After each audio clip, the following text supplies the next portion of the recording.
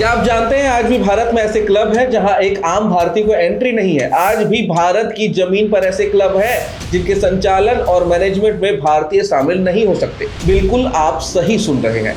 इसी भारत की जमीन पर आजादी के पहले की एक कुप्रथाएं कुछ क्लबों में जारी थी, जिसे अब खत्म करने की शुरुआत हो गई है।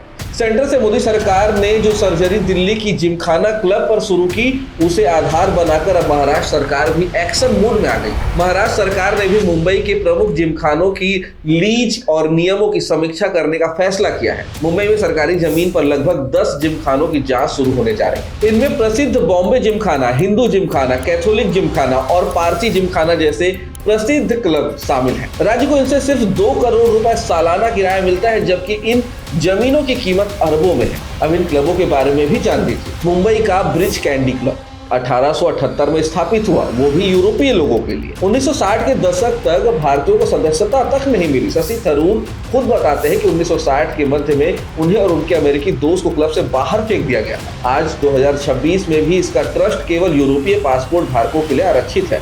प्रसिद्ध बॉम्बे जिमखाना, इसकी लीज 2006-07 में ही खत्म हो चुकी है। ये Gymkhana, bridge candy, Tollygunge club जैसे क्लब भारत की जमीन पर औपनिवेशिक कचरा है। हम 1947 में आजाद तो हो गए, लेकिन कॉलोनियल माइंडसेट की कुछ पुरानी जंजीरें अभी भी हमारे समाज में बंधी हुई थी। कॉलोनियल एरा के एलिट संस्थानों ने प्राइम पब्लिक लैंड पर अपना कब्जा जमाए रखा है। कांग्रेस की दशकों लंबी अनदेखी ने इस व्यवस्था को कभी चुनौती ही नहीं दी, लेकिन आज प्रधानमंत्री नरेंद्र मोदी के नेतृत्व में केंद्र और महाराष्ट्र की बीजेपी लीड सरकार इन कॉलोनियल लेगेसी को सुधारने का ऐतिहासिक काम कर रही है। बात चाहे दिल्ली जिमखाना की हो या मुंबई के मरीन ड्राइव जिमखाना, अब यह सुनिश्चित किया जा रहा है कि पब्लिक लैंड का इस्तेमाल पब्लिक पर्पस के लिए ही हो। यह महज रेंट या लीज का मामला नहीं है, बल्कि यह मामला एंटी कॉलोनियल जस्टिस का है।